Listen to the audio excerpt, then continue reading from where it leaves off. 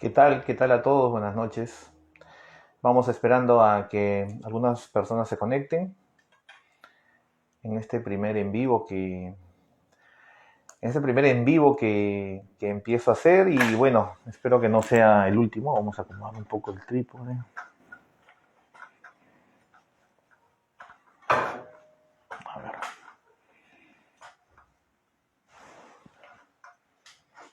ahí creo que estamos un poco mejor.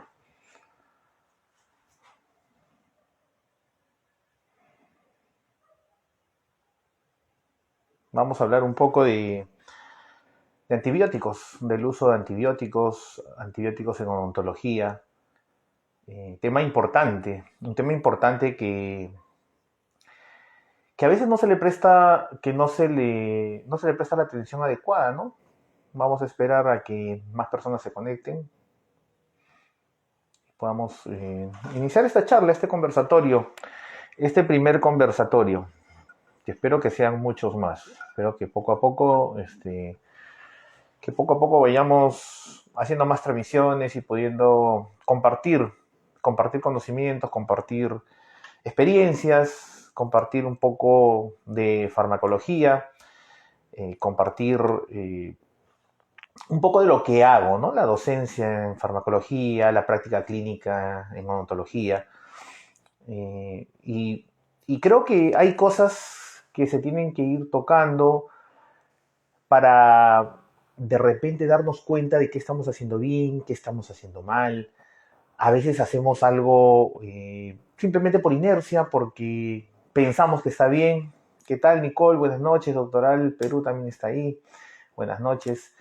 Gracias por unirse a esta transmisión. A mi primer live, hace mucho estaba pendiente este proyecto de hacer charlas seguidas de farmacología y tips y cosas útiles para los odontólogos, ¿no? Yo, como saben, yo soy docente de farmacología y también tengo una clínica odontológica. Tengo ya más de 17 años de labores, de experiencia. Entonces vamos a ir poco a poco volcando, si en algo les puede ayudar mi experiencia como docente y como odontólogo clínico, para, para mejorar nuestra práctica clínica, ¿no? Mi interés es que el odontólogo tenga cada vez más herramientas,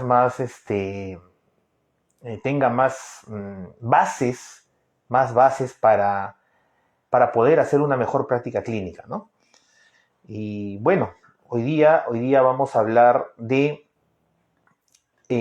efectos no esperados de los antibióticos, ¿no? Efectos adversos o respuestas que no creemos o no queremos esperar, pero que se van a presentar. ¿Y por qué empiezo esta serie de live que voy a hacer con este tema? Porque considero que es un tema muy, pero muy importante. Por lo que veo, por lo que veo en la práctica clínica. ¿Qué tal? Buenas noches, se van uniendo poco a poco más seguidores. Eh, por lo que veo en la práctica clínica que día a día no se presta mucha atención al uso adecuado de antibióticos. Hay una creencia muy establecida en los odontólogos, en nosotros los odontólogos, es que siempre escucho esta frase, ¿no? No pasa nada. No, no pasa nada, o el por si acaso, ¿no? Y en temas de manejo farmacológico no podemos basarnos solamente en por si acaso o el que yo creo que es así. Porque la gran mayoría de veces no pasa nada. En la gran mayoría de oportunidades, pues, nada, damos un antibiótico, damos un medicamento, un AINE, y el paciente no tiene mayor complicación. Pero, pero hay situaciones en las cuales sí va a haber complicaciones. Y digamos que no es el tema, no es únicamente de nuestro país, acá en Perú. Eso se da a nivel mundial. He revisado literatura de diversas publicaciones actualizadas y antiguas, en las cuales hablan de que hay una tasa de mala prescripción en general de antibióticos por parte de médicos y también por parte de odontólogos. Y, y esto no es, como les digo, no es algo exclusivo de nuestra región, de nuestro país, es algo que se ve a nivel mundial. ¿Y qué es lo que puede pasar? ¿No? Yo sé que, a ver, si es que yo digo, ¿qué podría pasar o qué efecto adverso podría tener si es que prescribo un antibiótico? Y lo primero que me dicen, creo yo, a ver si es que alguien me desmiente, qué es lo que primero a la mente, que les viene a la mente, si es que yo digo, ¿qué podría pasar si das un antibiótico? ¿Cuál es la respuesta o el fenómeno, el efecto adverso que puedes encontrar? Uno de los primeros, ¿no? Respecto a los antibióticos. Creo que la mayoría coincide y dicen, doctor, colitis pseudomembranosa, ¿no? Y ese es el temor de la mayoría de odontólogos cuando prescriben, puedo dar un antibiótico y le puedo generar al paciente una colitis, una colitis pseudomembranosa. Ese es uno de los principales. Pero doctores, a nivel de uso de antibióticos, si bien es cierto, los efectos gastrointestinales son los principales, es uno de los más marcados de los efectos gastrointestinales, y más aún con el uso de los betalactámicos, por ejemplo, la amoxicilina, que es uno de ellos, uno de los principales efectos adversos va a ser problemas gastrointestinales. Pero acá aprovecho, acá he hecho unos resúmenes, apuntes, que normalmente lo tengo todo en PPT. He puesto algunos apuntes, los puntos que quiero tocar para que no se me vayan. Uno de los principales efectos son los gastrointestinales, ¿no? Y respecto a los gastrointestinales, no solamente tenemos la posibilidad de colitis pseudomembranosa, tenemos la posibilidad de náuseas, de diarreas, y hay que diferenciar lo que es una colitis pseudomembranosa de lo que es una diarrea, ¿no? Es una creencia muy marcada. Me dicen siempre, doctor, mi paciente que le estoy dando clindamicina ha hecho colitis, ¿no? ¿Y cómo así? ¿Cómo así, doctor? ¿Cómo así determinó usted que tiene colitis? Porque el paciente me dice que está haciendo diarrea, doctor. Ok, ese es un efecto adverso gastrointestinal, más no es una colitis. La colitis pseudomembranosa es aquella que se produce por la proliferación del Clostridium difficile. Es un microorganismo que está en la microbiota intestinal, y pues ante la eliminación de la competencia por acción de los antibióticos, sobre todo por una acción prolongada de antibióticos, van a tener el campo libre y el Clostridium difficile va a proliferar. Y como su nombre dice, es difícil de erradicar, instaurándonos un problema muchas veces serio, ¿no? Entonces, ese es uno de los principales. Pero ojo que cuando eso se da cuando el paciente nos va a decir que tiene diarreas mucosanguinolentas. Mucosanguinolentas. Quiere decir que tiene diarreas o deposiciones líquidas o semilíquidas, mucosas con sangre, ¿no? Pero si es que simplemente son diarreas, es simplemente un efecto adverso gastrointestinal, no es una colitis. La colitis pseudomembranosa es normalmente de manejo ya hospitalario. O sea, si tu paciente te dice que está teniendo diarreas con moco y sangre, lo más prudente es derivarlo a una consulta de manera integral a un hospital para que le hagan las pruebas necesarias y que puedan tratar su afección, porque puede ser inclusive mortal. Es una afección, un evento adverso muy severo, ¿ya? Entonces, lo que normalmente nosotros vemos en nuestros pacientes no es colitis, es una diarrea. Y una diarrea que se va a generar por un problema, por un proceso que no consideramos a veces, no lo consideramos en la magnitud que es. Me refiero a la microbiota intestinal. El término ya no es flora, lo que antes conocíamos como flora intestinal, ¿no? La flora bacteriana de la boca, la flora intestinal. Ya no, eso ya no se dice así, se dice microbiota, microbioma. Entonces, la microbiota intestinal quiere decir la cantidad o todas las especies de microorganismos que viven en el intestino, cumplen una función importante y es más importante de repente de lo que nosotros creíamos hace algunos años atrás.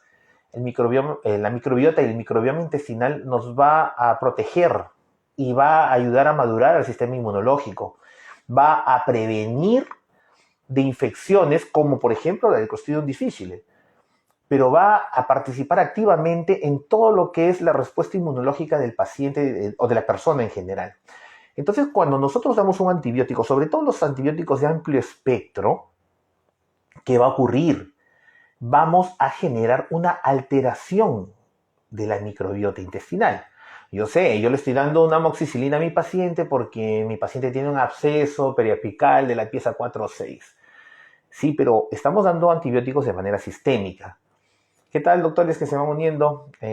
Gracias por unirse a este primer live que estamos hablando de antibióticos y efectos adversos de los antibióticos.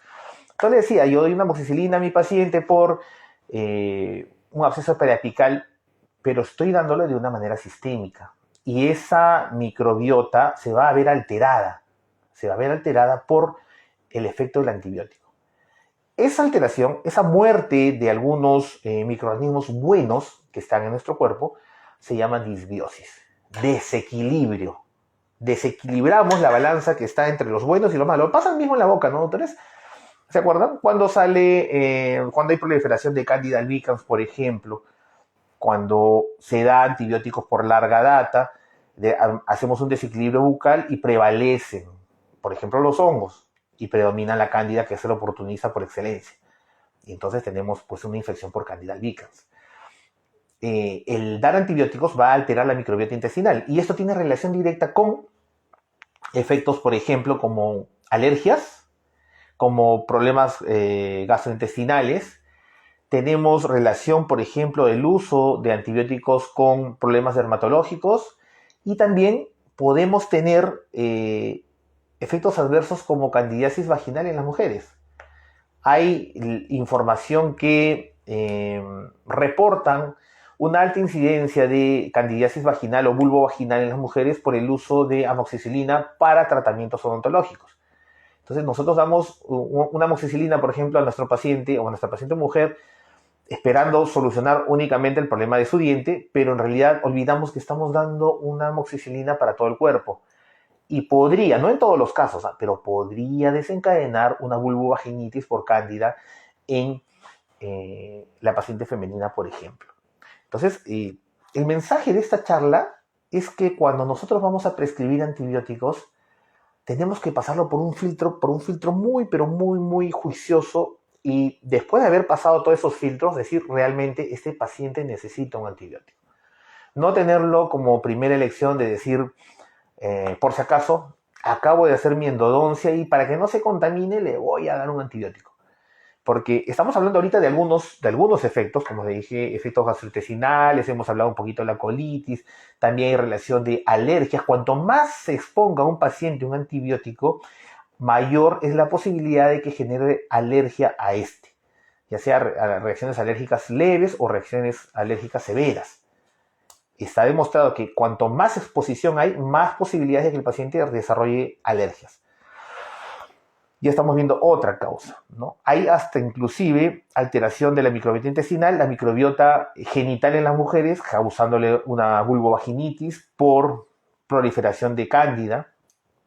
Tenemos también, por ejemplo, que hacer una evaluación general del paciente y saber qué es lo que le vamos a prescribir, porque podríamos tener alteraciones o interacciones con otros fármacos.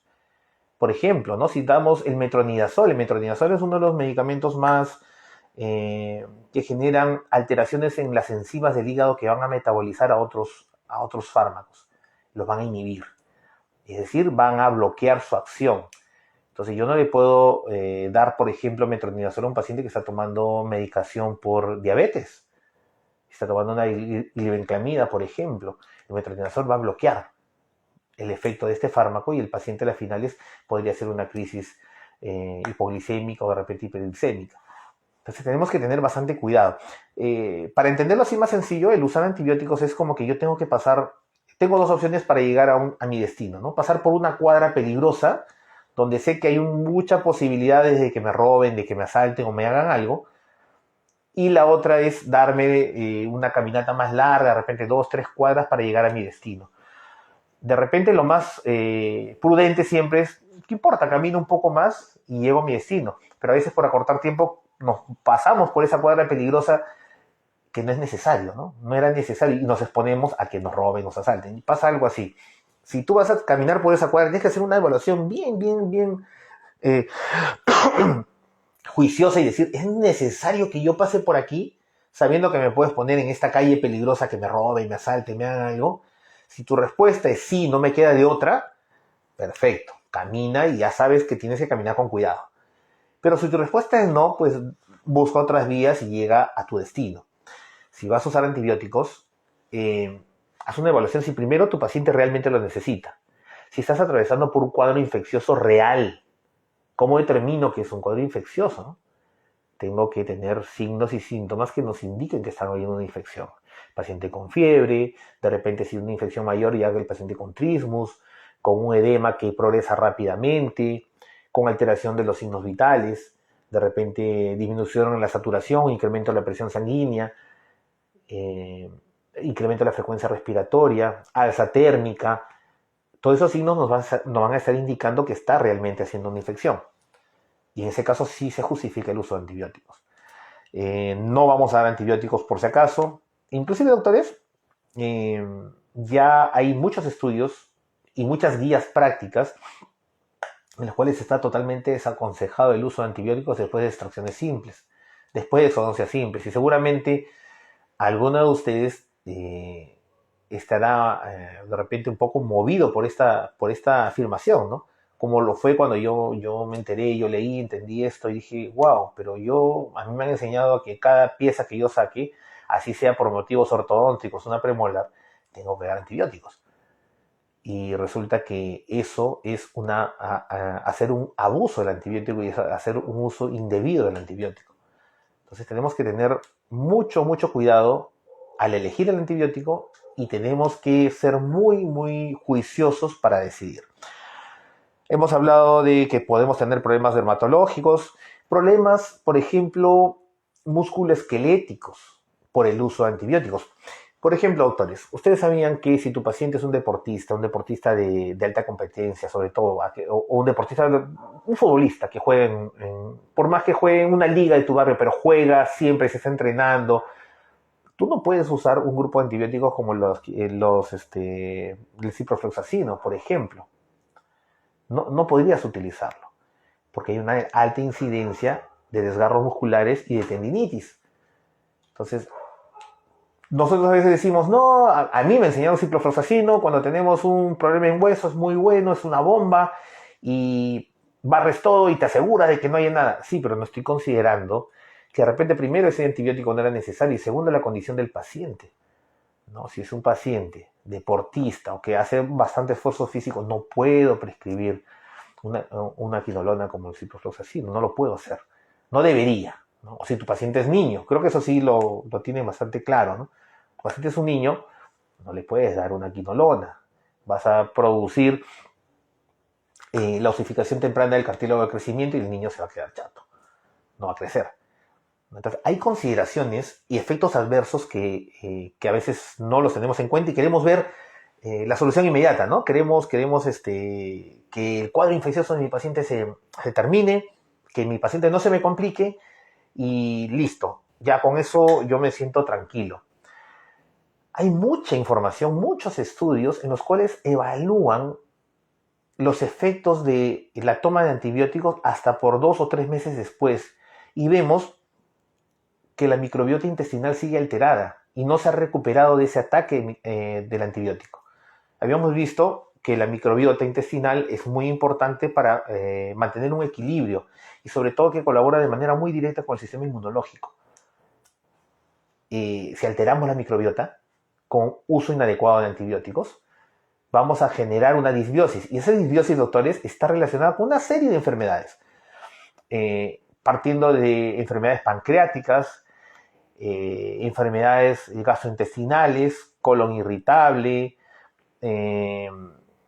hasta inclusive hay relación del uso de antibióticos con problemas alérgicos y estos problemas se van a ver incrementados todavía si el paciente es niño.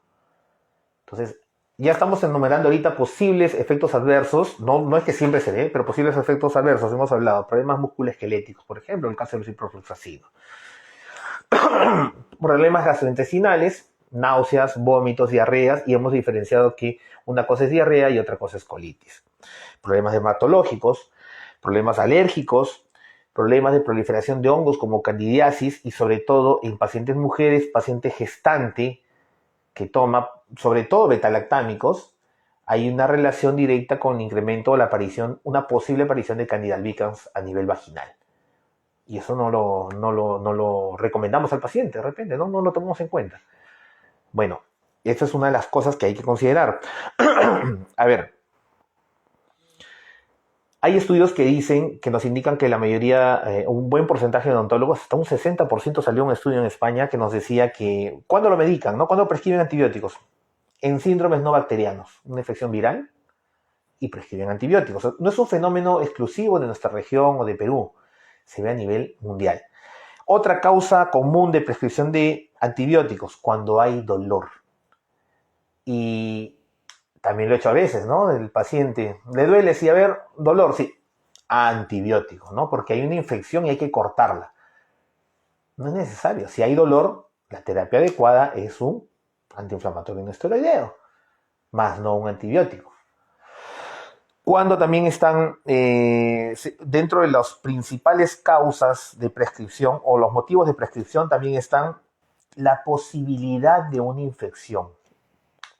Este estudio inclusive se realizó en Estados Unidos y nos hablaban de que el 40% de prescripción de antibióticos era porque se podía infectar, lo cual pues no está considerado en ninguna guía. Uno no puede prescribir antibióticos porque se puede infectar. Hay que prescribir antibióticos cuando realmente se justifique. Ahora, si vas a hacer una cirugía tercera molar, no sé, vas a hacer un levantamiento de seno, obviamente tienes que prescribir. Y ahí va a otro punto que no lo había considerado acá, pero me viene a la mente, es que una cosa muy, pero muy distinta es hacer profilaxis antibiótica y otra cosa es hacer terapia antibiótica, ¿no? Me dice mucho, doctor, lo que pasa es que yo he hecho una extracción de tercera molar, ¿ya? Y le estoy dando terapia, profilaxis antibiótica. Ok, ¿cómo has hecho tu profilaxis antibiótica? Ah, le estoy dando, no sé, pues amoxicilina, 500 miligramos por 2 días y cada 12 horas. Eso no es terapia, esa no es profilaxis, ¿no? Ni tampoco terapia, porque una terapia mínima es de 5 días. Eso no es profilaxis. Profilaxis es adelantarse, es dar antibiótico antes de y en pacientes que lo necesitan, no solamente en cualquier paciente. No hay guías farmacológicas en las cuales la profilaxis antibiótica no está para todos los pacientes, ni tampoco es algo que sea recomendado hacerlo para todos, solo en aquellos pacientes que necesitan realmente una profilaxis, problemas, de repente, pacientes con problemas inmunológicos, pacientes que están tomando corticoides por larga data, pacientes trasplantados, pacientes de repente inmunosuprimidos. ¿No? A aquellos pacientes podemos de repente dar profilaxis antibiótica como un requisito indispensable. Ya, siempre hay ese temor, ¿no? Yo sé que siempre hay ese temor de que tengo que darle el antibiótico porque se me puede infectar. Y no, doctores, dar antibiótico porque podría pasar algo es solamente hacer un mal uso. ¿Por qué? Porque todo esto también cae en otro punto, y es uno de los más importantes dentro de los efectos adversos, es el incremento de la resistencia bacteriana. La resistencia bacteriana es un problema mundial. Es un problema que crece, se han formado comités de vigilancia. Acá en Perú hay un comité de vigilancia de resistencia bacteriana y un comité de vigilancia para evaluar, o debería existir en cada hospital, para evaluar las recetas, si realmente ameritan un antibiótico. ¿Por qué nos estamos quedando sin antibióticos?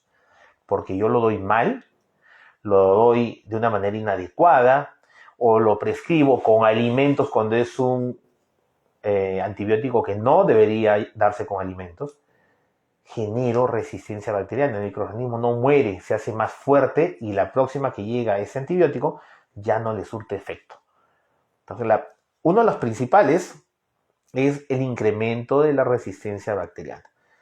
Es un problema grave, serio, y sí confieso que es uno de los principales motivos por el cual hago este live y voy a hacer más, porque el mal uso de antibióticos está incrementando la resistencia bacteriana a manera alarmante. Y así como hemos visto el tema de la pandemia en estos últimos 2 años, en el cual no tenemos absolutamente nada, o no teníamos, ¿no? Nada cómo combatirlo, de pronto nos agarró desprevenidos y no sabíamos hacer nada, ¿no? Y empezaron ahí los mitos, ¿no? El ajo, el limón, la ivermectina y no sé qué tantas cosas. porque no sabíamos nada. Ya, a esa situación vamos a llegar si es que seguimos haciendo un mal uso de antibióticos. Y parte de culpa tenemos nosotros, solamente una parte. Entonces pongamos siempre esos filtros delante de nosotros antes de decidir dar un antibiótico. Y como les decía, un mal uso del antibiótico en la mal llamada profilaxis, ¿no? No se debe dar profilaxis a todos. Una cosa es profilaxis de la endocarditis bacteriana, que se da en pacientes susceptibles o que han tenido experiencias previas de endocarditis bacteriana, y otra cosa es dar, entre comillas, profilaxis para que mi paciente no se complique, no se contamine. No olvidarnos también de la alta posibilidad de efectos nefrotóxicos y ototóxicos, por ejemplo, con los aminoglucósidos. La gentamicina y la amikacina son antibióticos que están íntimamente relacionados con nefrotoxicidad y ototoxicidad, generan sordera o podrían generar sordera. Hay estudios muy interesantes en los cuales han hecho estudios retrospectivos a un grupo de población sorda y encuentran que más del 60% de la población recibió terapia con aminoglucósidos, sobre todo gentamicina, por largos periodos de tiempo por alguna causa. Y encontraban que un buen porcentaje de esos pacientes tenían sordera y se asocia con el uso, por ejemplo, de aminoglucósidos. Ahora, si vas a usar un aminoglucósido y lo vas a combinar con un betalactámico, penicilina, cefalosporinas, carbapenémicos, etc., lo que vas a hacer es potenciar el efecto nefrotóxico y ototóxico. Claro, hace un sinergismo, ayudan a combatir mucho mejor las infecciones. Por eso suelen mezclar, ¿no?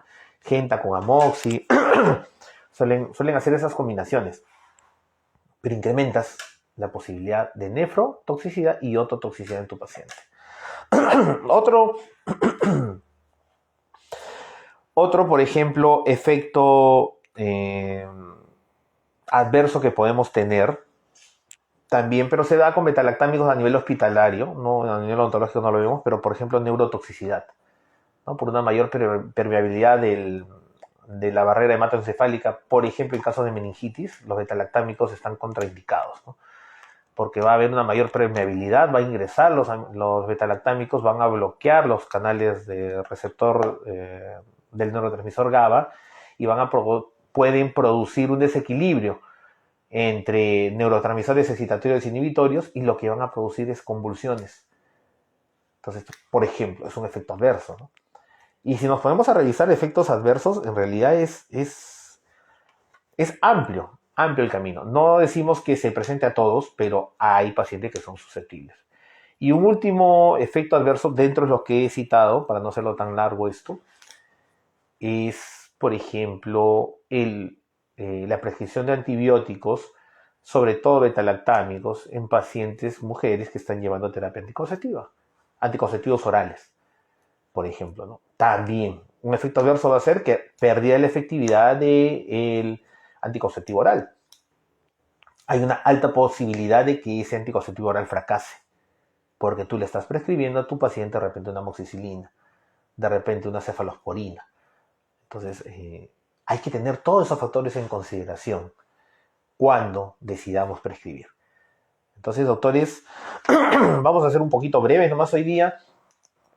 He querido darles un alcance respecto a algunos tips, algunos puntos, cosas muy pequeñas, pero a la vez que creo que van a ser útiles para su práctica diaria. Voy a ir resumiendo temas y también plantéenme de repente que quieran que conversemos de algún tema, algunos tips referente a algo. Yo encantado. Mi intención es que cada uno mejoremos y yo en lo poco que les puedo orientar en base a mi experiencia, en base a lo que se enseña, encantado, ¿no? No creo saberlo todo, definitivamente no creo saberlo, pero en lo poco que sé lo puedo compartir. Y ha sido un gusto estar en esta pequeña breve charla, en esta muy pequeña breve charla que espero les sea de utilidad y veamos que la decisión de tomar antibióticos o de prescribirlos, nosotros como personal de salud, pues tiene que ser una decisión muy muy pensada, muy tomada así, a lo serio, ¿no? Porque podemos generar una serie de efectos adversos en nuestros pacientes que a veces nosotros no los vemos. Bien, ha sido un gusto, doctores, estar en esta primera transmisión, en este primer live y hablar un poquito de esto. Saludos a todos los doctores, colegas, amigos que se han estado uniendo. La doctora Susana nos dice, además de las tetraciclinas, ¿qué otros antibióticos puede causar pigmentación dental? La tetraciclina son los que más generan pigmentación dental, eso sí ya es sabido. Van a formar uniones con sales, tiene un nombre exacto, no recuerdo el nombre, pero de pigmentación dental no he visto información con otros antibióticos. De repente, si usted, doctora, tiene alguno por ahí, me lo comenta, pero sí, las tetraciclinas son los principales que van a causar pigmentación. ¿Alguna duda que haya quedado por ahí? ¿Alguna pregunta? Si no, nos despedimos hasta el próximo live. Vamos a ver, den ideas de temas que quieran que toque, que se conversen. Mi área es microbiología y farmacología. Así que ahí vamos a estar poniendo, aunque a veces no, la práctica clínica nos tiene muy agotados y muy con el tiempo exacto, pero ahí, así como ahora, voy a tratar de dar un espacio. Doctores, ha sido un gusto haber podido compartir este primer en vivo y espero que no sea el último y volver a transmitir otro por ahí. Un abrazo, un gusto, y si tienen dudas o preguntas me las hacen llegar ya sea por DM y yo encantado les respondo. Un abrazo, nos vemos hasta la próxima.